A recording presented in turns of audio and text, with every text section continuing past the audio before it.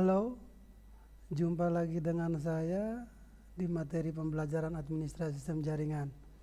Nah, di pertemuan kali ini kita akan membahas tentang menerapkan sistem operasi jaringan. Nah, menerapkan sistem operasi jaringan ini berada pada kompetensi dasar atau KDE 3.1.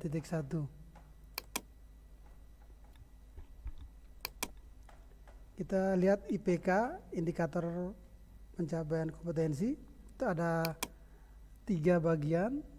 Yang pertama menjelaskan sistem operasi jaringan, yang berikut menentukan spesifikasi hardware server yang dibutuhkan, dan yang terakhir adalah menentukan cara instalasi sistem operasi jaringan. Materi pertama yaitu menjelaskan sistem operasi jaringan.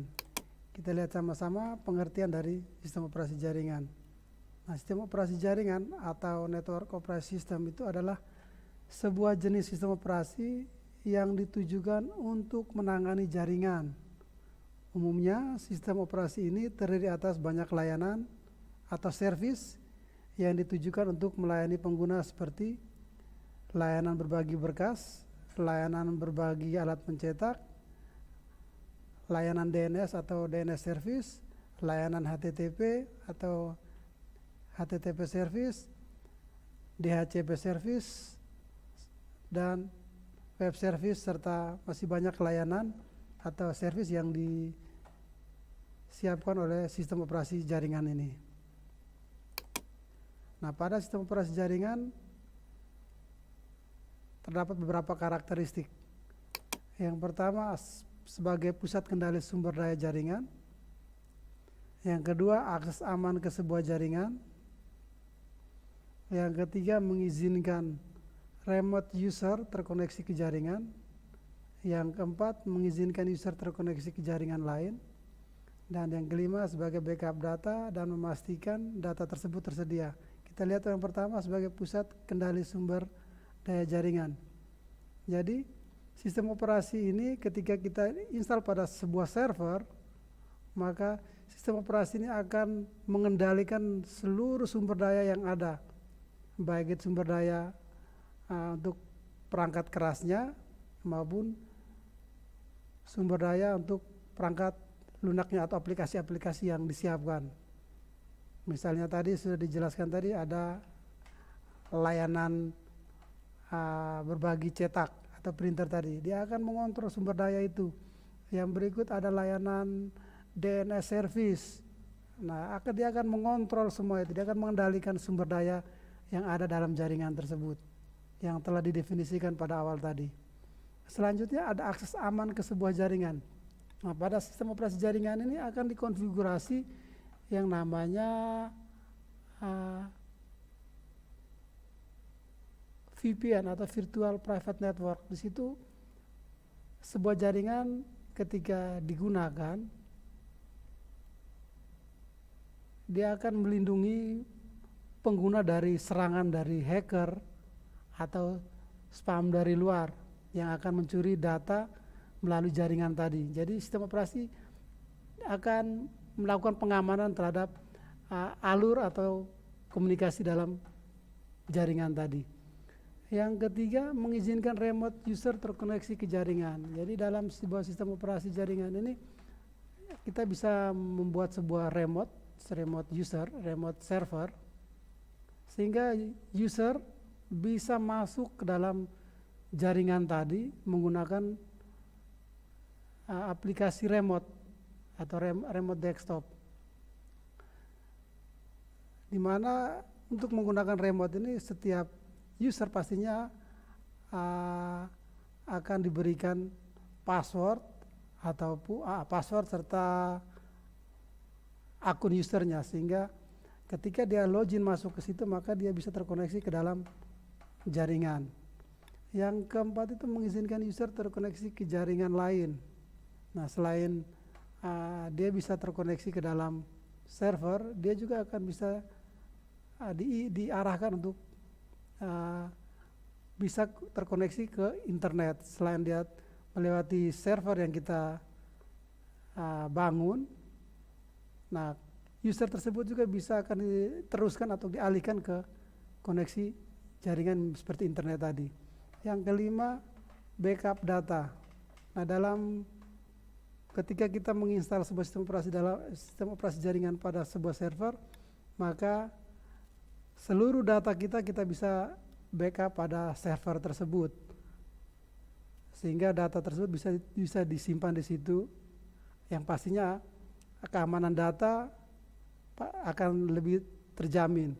Nah, ketika suatu saat kita akan membutuhkan, kita bisa merequest ke server tersebut untuk mendapatkan atau mengambil file atau berkas yang telah kita simpan tadi untuk di-download atau di-download dan digunakan untuk keperluan bisnis atau keperluan lain.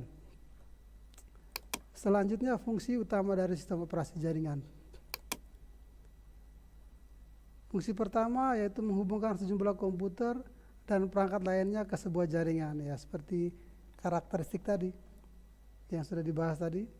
Jadi sistem operasi jaringan ini bisa menghubungkan banyak komputer dan perangkat sehingga terhubung dalam sebuah jaringan. Ya, bagaimana caranya? Pasti ada beberapa media yang digunakan, seperti media transmisi menggunakan kabel ataupun nirkabel, serta pemberian alamat pada setiap perangkat komputer yang pastinya terhubung dalam jaringan tersebut. Yang kedua, mengelola sumber daya jaringan. Ya, seperti yang sudah dijelaskan pada karakteristik tadi. Jadi sistem operasi jaringan akan mengelola seluruh sumber daya jaringan, baik itu berupa perangkat keras maupun perangkat lunak aplikasi yang sudah dipasang atau dikonfigurasi pada sistem operasi tadi atau pada sebuah server tadi. Yang berikut akan menyediakan layanan, ya seperti yang sudah disebutkan tadi. Ada berbagai macam layanan berbagi cetak, layanan berbagi berkas, layanan cetak, DNS service atau web service, serta masih banyak layanan yang pastinya akan disiapkan oleh sebuah sistem operasi jaringan. Yang keempat adalah menyediakan keamanan jaringan bagi multi user. Yang kelima, mudah menambahkan klien dan sumber daya lainnya. Yang keenam, memonitor status dan fungsi elemen-elemen jaringan.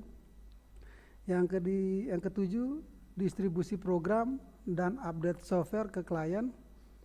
Yang kedelapan, menggunakan kemampuan server secara efisien. Dan yang kesembilan, menyediakan toleransi kesalahan. Selanjutnya kita lihat prinsip dan cara kerja dari sebuah sistem operasi jaringan.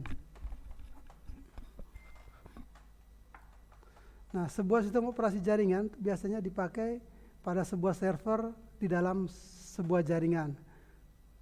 Nah, dalam jaringan itu sendiri terdiri dari dua komponen, yaitu komputer server dan komputer klien. Nah, komputer server itu berperan untuk menyediakan fasilitas bagi komputer-komputer lain di dalam jaringan. Jadi dia menyiapkan berbagai macam layanan fasilitas yang nantinya akan dibutuhkan oleh komputer klien yang terhubung pada jaringan tadi. Selanjutnya ada komputer klien. Itu adalah komputer yang menerima atau menggunakan fasilitas yang disediakan oleh server tadi. Jadi klien ini sifatnya hanya menerima, meminta dan menerima seluruh layanan dan serta fasilitas yang telah disiapkan oleh komputer server tadi. Selanjutnya ada 4 komponen utama pada sebuah sistem operasi jaringan, ya, sebuah sistem operasi jaringan komputer, sehingga bisa dikatakan dikatakan memenuhi standar kerja sebuah sistem operasi jaringan. Yang pertama pastinya adalah adanya sender atau adanya pengiriman data informasi. Yang kedua, adanya protokol yang mana berfungsi untuk mengencode dan mendekode data informasi. Yang ketiga, adanya media transmisi atau medium transmisi data. Dan yang keempat, sebagai receiver penerima data informasi. Jadi 4 komponen utama ini sebagai standar kerja dari sebuah sistem operasi jaringan. Nah, di dalam sistem operasi jaringan ini pastinya akan terjadi adanya pengiriman data informasi antara komputer server dan komputer klien. Nah, selanjutnya adanya protokol. Protokol ini yang mengatur jalannya lalu lintas jaringan, yang mana dia akan encode dan mendekode data data informasi yang melintasi atau yang berjalan pada jaringan tadi. Adanya media transmisi di sini. Media transmisi ini ada beberapa media yang digunakan, bisa menggunakan media kabel maupun media nirkabel. Media kabel itu kita mengenal berbagai jenis kabel, ada kabel UTP, kabel koaksial, kabel fiber optik yang digunakan sebagai media jaringan. Juga ada media nirkabel seperti WiFi ya, menggunakan gelombang radio. Selanjutnya ada receiver, dalam hal ini ada penerima data informasi ya. Penerima data informasi ini biasanya dimiliki oleh komputer klien yang berfungsi hanya menerima informasi yang diberikan oleh komputer server tadi. Komputer klien ini meminta informasi, maka komputer server akan mentransmisikan atau memberikan informasi yang diminta atau di request. Jadi ada receiver yang fungsi sebagai penerima data informasi tadi. Berikut ini adalah cara kerja dan juga prinsip kerja dari sebuah sebuah jaringan komputer. Yang pertama, sebuah komputer server yang berisi data dan juga informasi haruslah sudah siap untuk digunakan. Tahap kedua, komputer klien nantinya akan melakukan request atau permintaan informasi apa saja yang dibutuhkan. Ketika komputer klien melakukan request, maka komputer server akan melakukan respon dengan cara melakukan pengiriman data. Saat ini komputer server akan berperan sebagai transmitter. Yang keempat, paket data atau informasi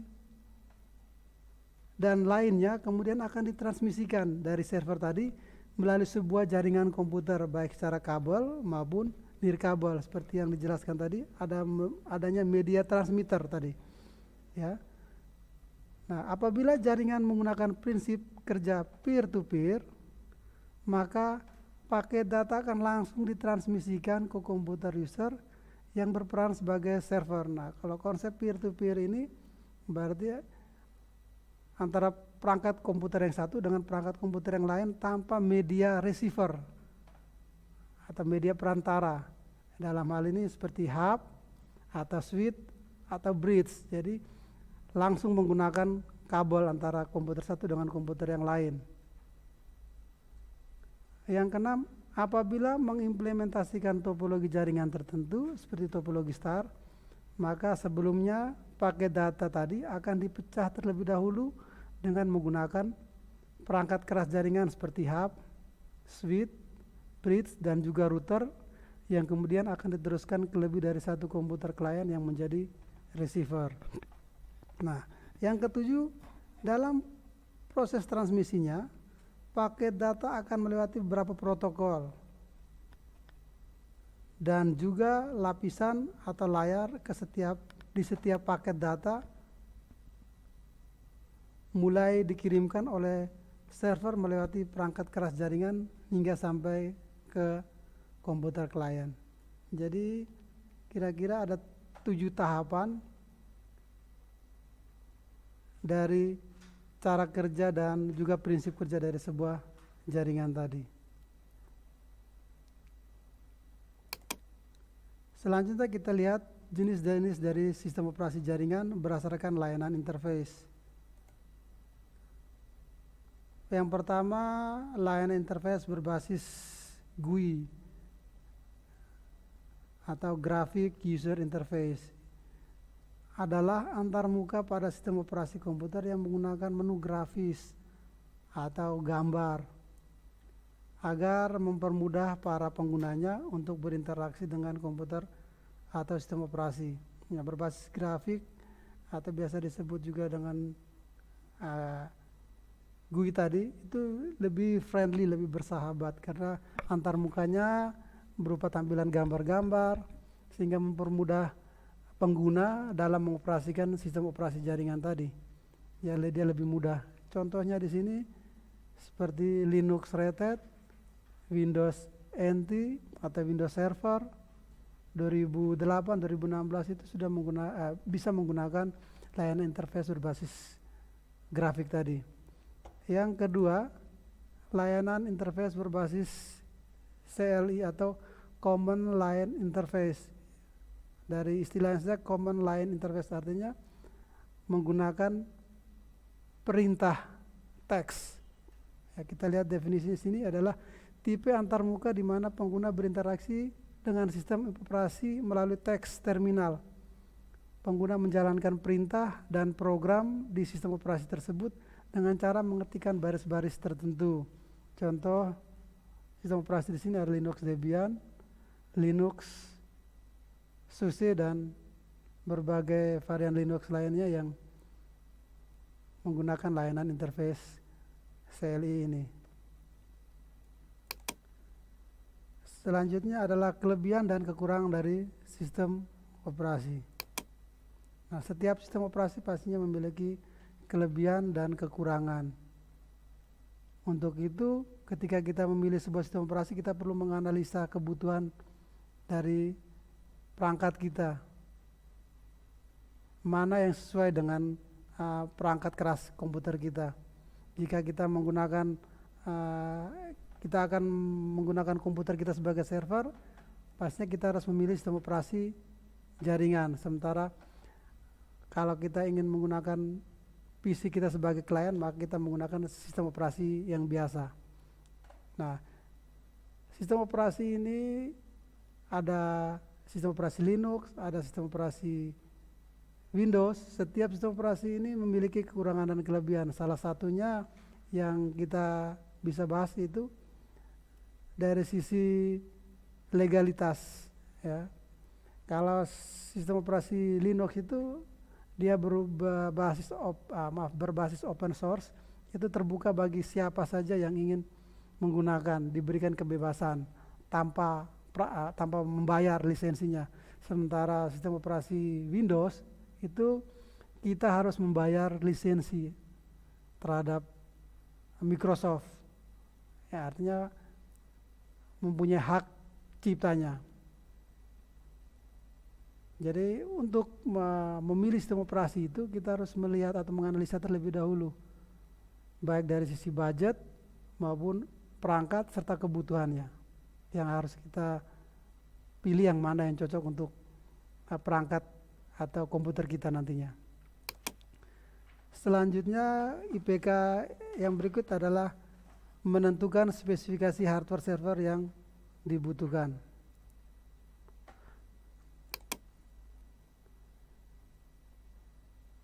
Sebelum memutuskan untuk melakukan instalasi sistem operasi, sebaiknya dicek dahulu kebutuhan minimum hardware yang diperlukan, di mana ada beberapa sistem operasi mensyaratkan spesifikasi hardware minimal agar komputer dapat bekerja secara optimal. Jika spesifikasi hardware kurang memenuhi syarat, maka akan berdampak pada tidak optimalnya kerja dari sistem operasi tersebut. Nah, untuk mengetahui spesifikasi hardware komputer, kita dapat melihat pada manual book yang biasa dilengkapi pada saat kita membeli sebuah perangkat komputer, itu dilengkapi dengan buku panduan perangkat keras. Nah, jika manual book tidak ada, dapat dilihat spesifikasi hardwarenya pada saat komputer kita pertama kali kita nyalakan, maka sistem BIOS itu biasanya akan melakukan cek hardware. Nah, ketika dia menemukan perangkat tersebut, hardware yang ada dalam komputer tersebut, maka dia akan menampilkan di layar monitor. Nah, dari situ, dari spesifikasi yang perangkat keras yang kita miliki itu, maka kita bisa menentukan layak tidaknya PC kita itu kita install sebuah sistem operasi jaringan yang dijadikan sebagai sebuah PC server nantinya. Apakah memenuhi standar atau tidak? Kalau tidak, maka perlu diganti atau disesuaikan dengan sistem operasi yang nantinya kita install pada PC kita yang kita jadikan sebagai server nantinya. Selanjutnya kita lihat persyaratan hardware untuk dipasang sistem operasi jaringan Debian versi 7 dan Windows Server 2008. Mulai dari CPU, RAM, hard disk, monitor, VGA, sound maupun CD-ROM. Nah, untuk sebuah server saya sarankan sebaiknya tanpa sound pun tidak masalah, karena sebuah server yang baik itu tidak harus dilengkapi dengan sound. Kenapa demikian? Karena ketika sebuah server dilengkapi dengan sound, ada kemungkinan server tersebut nanti bisa digunakan untuk keperluan multimedia seperti mendengarkan video atau mendengarkan musik, menonton video, mengakibatkan server kita akan menjadi lamban kinerjanya karena dibebankan dengan penggunaan software-software multimedia lainnya yang berdampak pada buruknya kinerja dari komputer server kita nantinya. Kita lihat dari CPU, syarat pertama yaitu minimal setara Intel Pentium 3 atau yang lebih tinggi. Yang kemudian yang berikut adalah RAM, minimal 128 MB atau lebih besar. Hard disk 2 GB atau lebih besar, itu juga lebih baik, lebih bagus. Monitor kita kasih standar saja, atau dalam hal ini yang didukung oleh Linux ataupun Windows. Untuk VGA-nya standar atau yang didukung oleh Linux dan Windows. Nah, sound ini boleh tidak ada atau ada pun tidak masalah. Biasanya kalau kita membeli beli motherboard itu biasanya sudah menjadi satu modul paket. Di situ ada sound cardnya satu kali. Tapi ada baiknya ketika kita memilih sebuah motherboard, sebaiknya soundnya tidak dilengkapi juga, tidak masalah untuk sebuah server yang kita gunakan nantinya. Yang selanjutnya CD-ROM itu standar atau yang didukung oleh Linux, Windows, karena ya, CD ini digunakan untuk melakukan tahapan instalasi di mana sistem operasi kita letakkan pada kepingan CD nantinya. Selanjutnya menentukan cara instalasi sistem operasi jaringan. Nah, untuk menentukan langkah instalasi sistem operasi jaringan nanti kita bisa bahas di pertemuan lanjutan, bagaimana langkah-langkah instalasi sistem operasi jaringan, baik itu instalasi Linux maupun instalasi Windows. Nah, pastinya kita akan menggunakan aplikasi virtual VMware atau virtual machine. Nah, sebelumnya kita lihat dulu tahapan instalasi berdasarkan letak file sistem operasi disimpan. Yang pertama CD atau DVD-ROM. Ya, pastinya letak file sistem operasi tersebut kita letakkan pada kepingan CD. Pada tahap instalasi awal pasti akan kita letakkan boot awalnya, kita letakkan CD-ROM sebagai first boot. Yang berikut hard disk. Ya, letak file sistem operasi kita letakkan di hard disk. Nah, pada hard disk ini kita bisa menyimpan file ISO. File ISO ini biasa diletakkan pada hard disk pada saat kita akan melakukan instalasi sistem operasi, atau kita bisa buat file bootingnya pada hard disk, ya, sehingga pada saat kita booting awal kita bisa meletakkan first bootnya pada hard disk sebagai booting pertamanya. Yang berikut file NFS image. Terus yang berikut file sistem operasinya kita letakkan pada FTP atau file transfer protokol tadi. Dan yang berikut file sistem operasinya kita simpan atau kita letak di HTTP atau alamat website.